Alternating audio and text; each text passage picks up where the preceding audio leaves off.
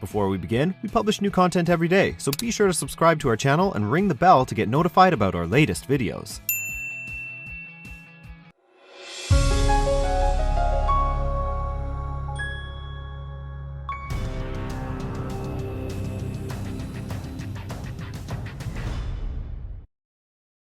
Hear a woman talking on the telephone to a man about a car he is selling.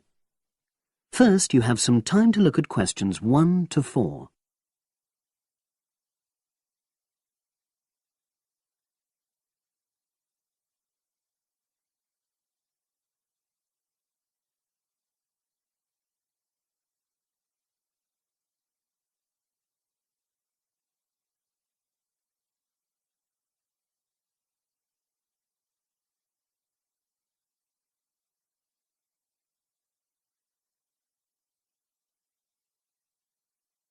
You will see that there is an example which has been done for you.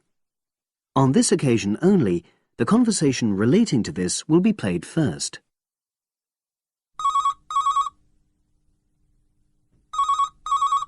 Hello, Brian Park speaking. Oh, hello. I'm calling about the advert in the paper. For the car?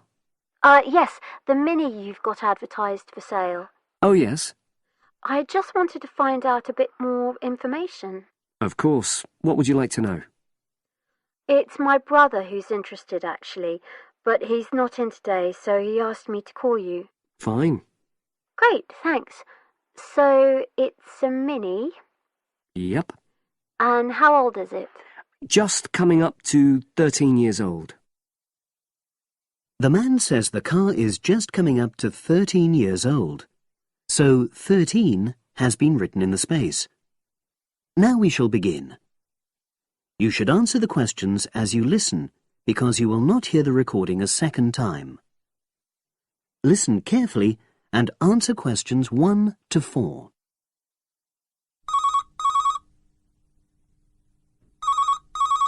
Hello, Brian Park speaking. Oh, hello. I'm calling about the advert in the paper. For the car? Yes, the Mini you've got advertised for sale. Oh, yes. I just wanted to find out a bit more information. Of course. What would you like to know? It's my brother who's interested, actually, but he's not in today, so he asked me to call you. Fine. Great, thanks. So, it's a Mini? Yep. And how old is it? Just coming up to 13 years old. And I seem to remember from the ad that it's grey. That's it. Doesn't show the dirt. Absolutely. Anyway, the colour shouldn't be a problem for Jeff. You know, the important thing is the quality. Yes, of course. And what about mileage? With it being pretty old, it's probably over 100,000? Actually, it's 40,000 less than that. 62,000 on the clock. Great! I remember now. I'm confusing it with another ad I was looking at. Right. Pleasant surprise then. Yeah. Have you been the only owner, or was there a previous one? I'm the second one. Before, it was owned by a teacher who was a very careful driver. Didn't have any accidents. Very good. And what about you? What do you tend to use it for? I haven't used it all that much, mostly for shopping. You know the sort of thing. So not much wear and tear. I'll make a note of that. I know Jeff wanted me to check that. Right. Before you hear the rest of the conversation, you have some time to look at questions 5 to 10.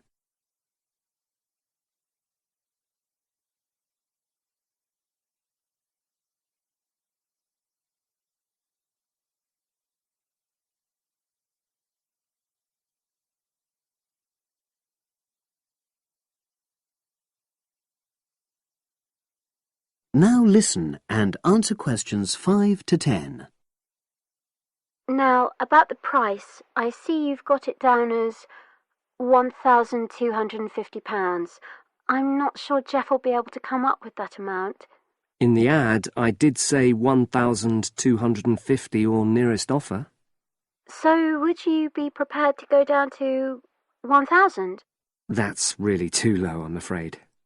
1,100? I might be able to go to that. OK, I'll make a note of that. What about tax? Is it due soon? Got another 5 months before it's due. Oh, that's a real plus, yes. I'll make a note of that. OK. Now, you say it's in good condition. For its age, I'd say yes, definitely. It's just been serviced and there were no major problems. Major. I'd be able to show you the service report. The only thing is, you'd have to get a new tyre in the near future. Though it's still OK, you know. It's certainly absolutely safe at the moment. OK, fair enough. Yes, I understand. And the garage also mentioned that one headlight could probably do with replacing. They think there's a fault there, you know, intermittent. Well, we'd obviously look at all the documents, but that sounds very straightforward. Of course. I've got all the service documents up to date, and you can look at those. Well, it all sounds pretty good, and I know my brother will be interested, so would it be possible for him to see the car? He's back from his trip tomorrow and away tonight, so how about tomorrow? Tomorrow? Wednesday? I'm afraid that's not possible. I'm out pretty much all day. Well, Thursday then? That'd be fine, yeah. In the morning? Yes, that'd suit me perfectly. Great. Now, you'll need my address. Oh, yes, of course. What is it? It's number 238. 238? London Road. Oh, that's easy enough.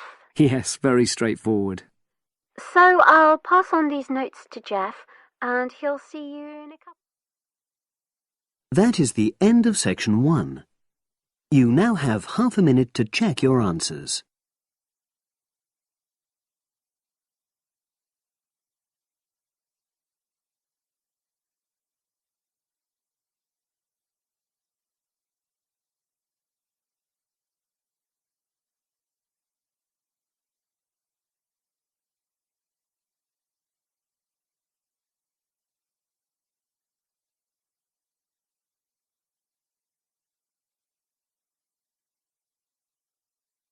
Now turn to section 2.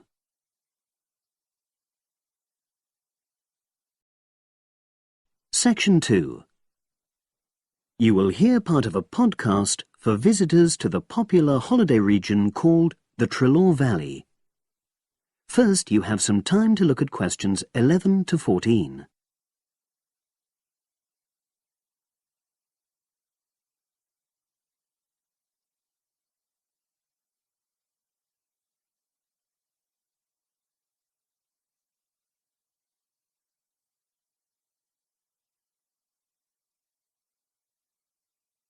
Now listen and answer questions 11 to 14.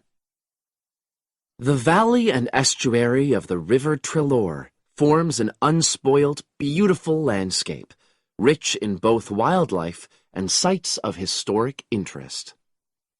There are many ways to explore the area, and public transport links are good.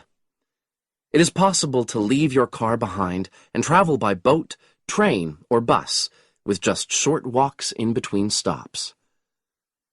The Trelaw Valley Passenger Ferry runs between villages along the river estuary and provides a link with a train station at Barry, which is about 10 minutes' walk from the riverside village of Calton. In the past, the river was the main form of transport in the area, and as in the past, today's ferry service operates according to nature. The river estuary is tidal, and so the ferry timetable differs from day to day, according to the times and height of the tide. The ferry is also seasonal, normally running between April and September, depending on the weather. A timetable for the whole year can be downloaded from the internet by visiting www.trelawferry.co.uk. If you just want to sit and relax and enjoy the lovely scenery, you can take a river cruise to Calton and back from the nearby city of Plymouth. In the past, steamships brought early tourists along the same route. Queen Victoria and her family enjoyed such a trip in 1856. The journey is quicker these days. The round trip takes between 4 and 5 hours, depending on tides and weather. If you prefer, you can travel upriver by boat and return to Plymouth by train. All cruise boats and trains have wheelchair access. For more information and for departure times, ring Plymouth Boat Cruises on 017-528-23104. Trains run several times a day throughout the year between Calton and Plymouth, with various stops in between. They are used by both local commuters and tourists who want to enjoy the beautiful scenery. The highlight of the journey is crossing the river on the stunning viaduct, which was built at the beginning of the 20th century and towers 120 feet over the water. It is unnecessary to book, and tickets can be bought on the train. For information about fares and timetables, contact National Rail Enquiries by phone or online.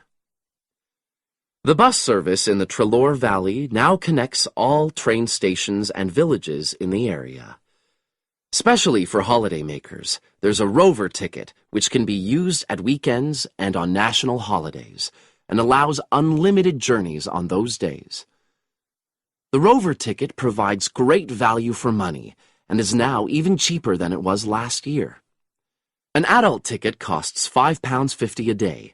Senior citizens can travel for £4.50, and a family ticket for up to 5 people costs just £12. Tickets can be bought on the bus. Now you have some time to look at questions 15 to 20.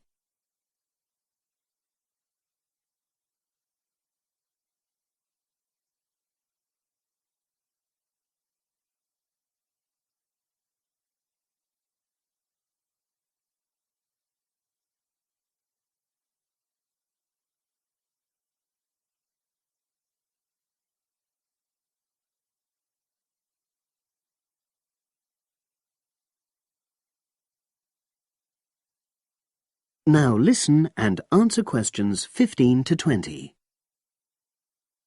At the center of the Treloar estuary area is the historic riverside village of Calton. The main road comes into the village from the south, and for those of you who are arriving by bus, it turns left just before the bridge and stops in the lay-by on the left-hand side. From there, it's just a short walk to Calton's various attractions. If you're arriving by car, you have to leave it in the main car park. Go over the bridge and take the first turning on the right. Then go on until you come to the end of that road. It's the only place to park in Calton, but there's no charge. If you're interested in local history, there's a museum in Calton with farming, fishing, and household implements from the late 19th century. As you come in from the south, cross the river and go straight on the same road until you reach the end.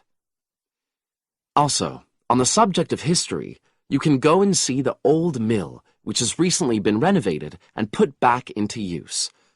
Turn left before you come to the bridge. Then go straight on and then take the first turning on the right. This leads straight there. If you're interested in arts and crafts, there's a potter's studio where you can watch the artist at work. After crossing the bridge, turn left, and it's the second building on the left. Finally, when you feel in need of refreshments, there's a cafe opposite the old boathouse and a picnic area near the mill. That is the end of section 2. You now have half a minute to check your answers.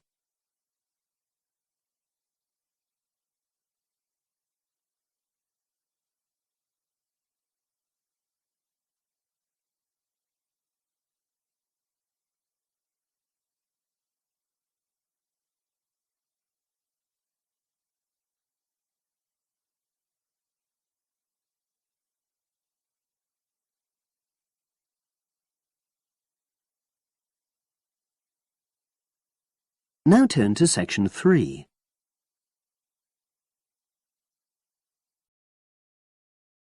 Section 3. You will hear 2 geography students talking.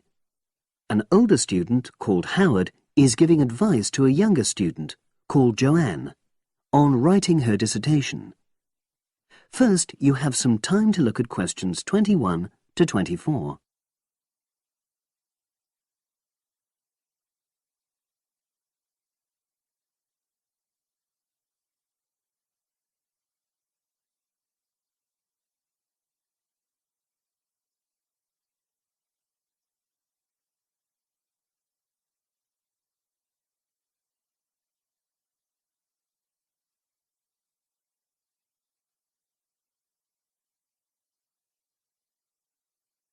Now listen and answer questions 21 to 24. Hi, Howard. I haven't seen you for a while. Hi, Joanne. Yeah, they're keeping us really busy on the postgraduate programme. But how are you? You'll be starting your dissertation soon, won't you? Yeah, tutorials start next week. I've got Dr. Peterson. You'll remember it all from last year, of course. It's not something you forget easily. Oh.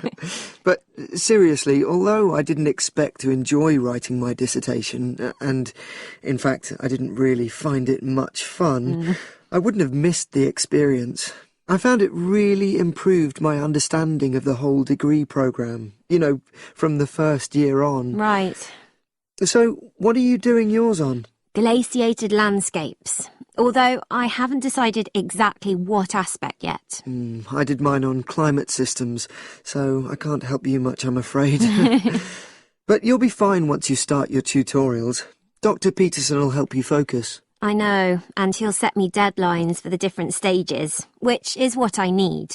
My concern is that I've got tons of material on the topic, and I won't be able to stick to the word limit, you know. I remember I had different concerns when I was doing my dissertation. Last year.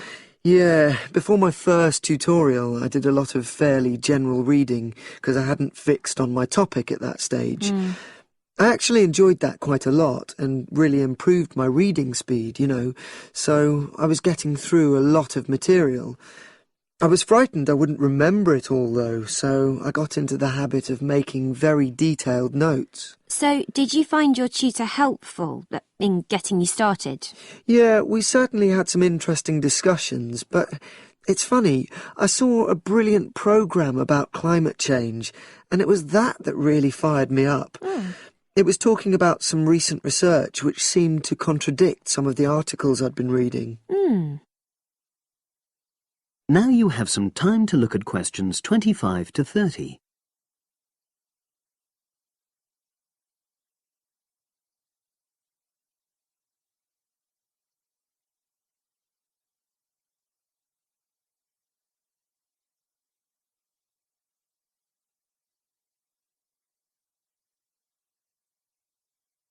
Now listen and answer questions 25 to 30. So you say your tutorials start next week? Yeah. Well, the first month's crucial. You've got to meet your tutor and decide on your focus, but don't become too dependent on him. You know, don't see him every week, only when you want to check something. Right.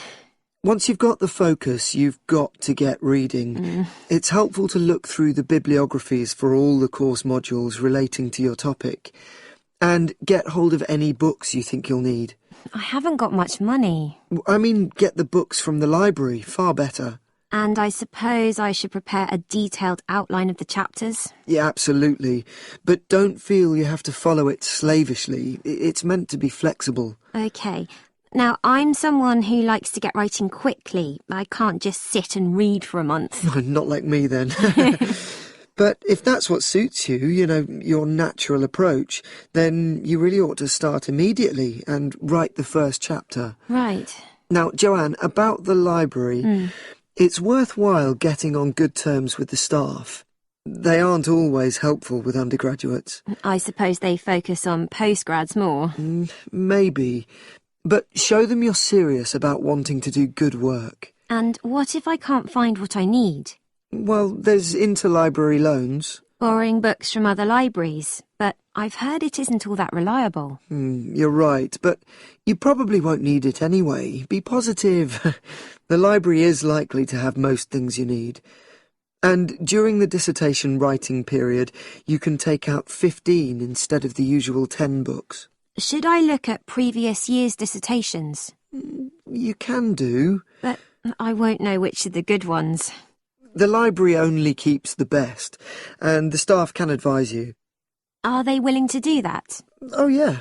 And I'm worried about getting journal articles from the electronic library. Well, have you tried to find any yet? No. Well, you should. It's really straightforward. That's obviously something I'll have to look into. Dr. Peterson will help. Yeah, I know I can go to him if I have any worries. Except he will be away in the second month. Ugh. It's the holidays. You should ask him what to do while he's away. Gosh, yeah. But I suppose I can get a lot of support from course mates. I know a couple of people who are thinking of doing the same topic as me. Take care. Collaboration can become dependency. I think you'd better see how that works out, what the people are like. You're probably right. About other reading, I suppose Dr. Peterson will recommend plenty of good articles to get me started. One thing I'd find out is what his attitude is to internet sources. Surely not in this day and age. I'd better get that sorted out right at the beginning. I would if I were you. And I've also got some questions about the research sections. How much time I should spend explaining the process? Well, I think that's up to you. You can see how it develops as you're writing. OK. It's the same with things like time management. That's something a tutor can't really help you with. I agree. So, is there anything else you need me to go over? That is the end of section 3. You now have half a minute to check your answers.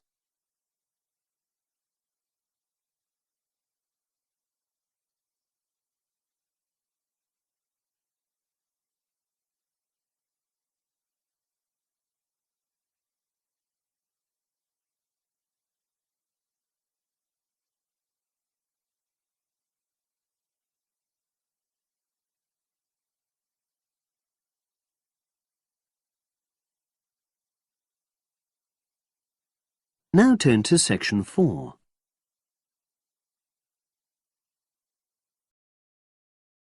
Section 4. You will hear a psychology undergraduate describing the research she is currently doing on expertise in creative writing. First, you have some time to look at questions 31 to 40.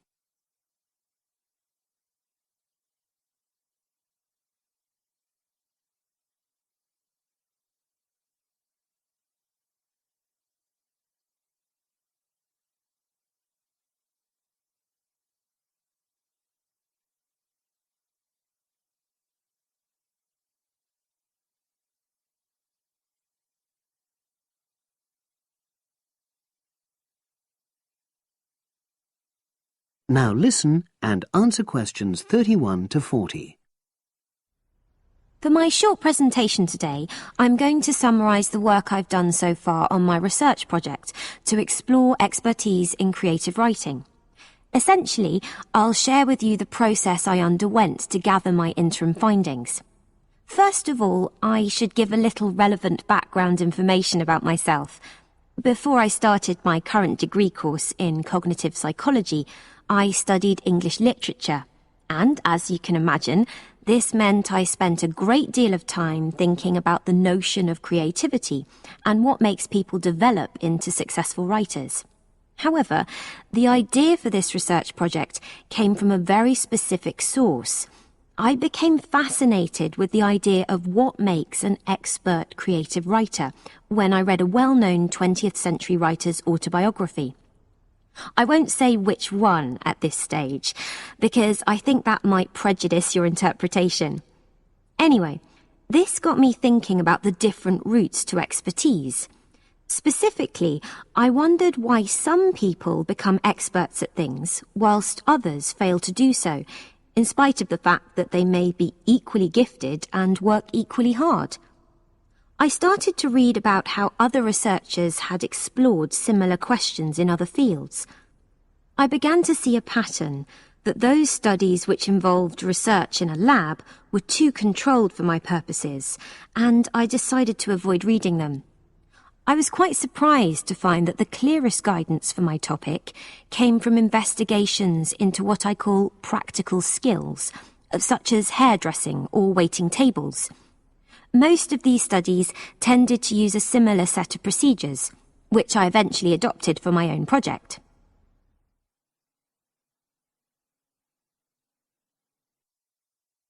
I'll now explain what these procedures were.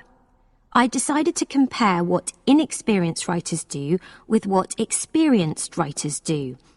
In order to investigate this, I looked for 4 people whom I regarded as real novices in this field, which proved easy, perhaps unsurprisingly. It proved much harder to locate people with suitably extensive experience who were willing to take part in my study. I asked the first 4 to do a set writing task and, as they wrote, to talk into a tape recorder, a technique known as think aloud. This was in order to get experimental data. Whilst they were doing this, a research assistant recorded them using video. I thought it might be helpful for me in my transcriptions later on. I then asked 4 experienced writers to do exactly the same task. After this, I made a comparison between the 2 sets of data, and this helped me to produce a framework for analysis. In particular, I identified 5 major stages which all creative writers seem to go through when generating this genre of text. I think it was fairly effective, but still needs some work, so I intend to tighten this up later for use with subsequent datasets. I then wanted to see whether experienced writers were actually producing the better pieces of writing.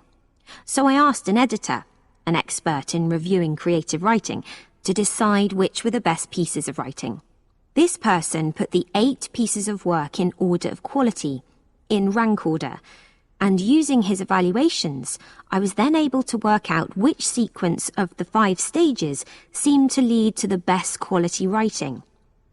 Now, my findings are by no means conclusive at this point. I still have a long way to go, but if any of you have any questions, I'd be happy to answer them and go. That is the end of section 4. You now have half a minute to check your answers.